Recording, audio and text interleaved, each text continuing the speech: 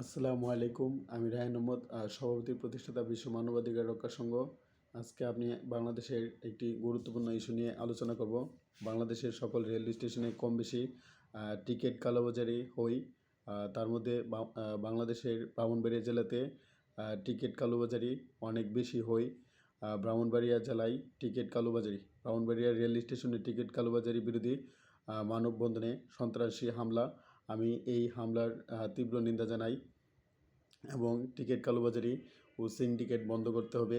আমরা যখন ব্রাহ্মণবাড়িয়া জেলা হতে ঢাকা, চট্টগ্রাম, রাজশাহী, খুলনা এবং ময়মনসিংহ বিভিন্ন জেলাতে যাই, তখন দেখা যায় রেল স্টেশনে যাওয়ার আগেই একদল অসাধু ব্যবসায়ী সিন্ডিকেট করে ট্রেনের 20, 30, 40, 50টা 100টা টিকিট কিনে তা মানুষের কাছে দ্বিগুণ তিন গুণ মূল্যে, 4 গুণ মূল্যে, 5-6 গুণ মূল্যে বিক্রি করছে, যার ফলে সাধারণ যাত্রীরা তীব্র ভোগান্তির শিকার হই।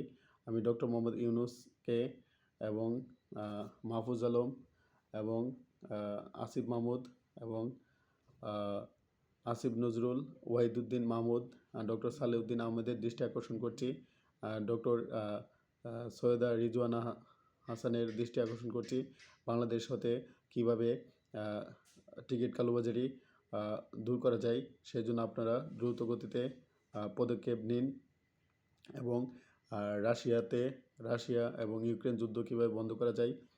আমি রায়হান আহমদ বিশ্ব মানবাধিকার রক্ষার সংঘের মাধ্যমে কাজ চালিয়ে যাচ্ছি। রাশিয়া ইউক্রেনের মধ্যে আবার ব্যালিস্টিক মিসাইল হামলা চালিয়েছে, যার দরুন ইউক্রেনের 6 জন মানুষ মারা গেছে এবং 200 থেকে 300 মানুষ আহত হয়েছে। আমি এই ঘটনার তীব্র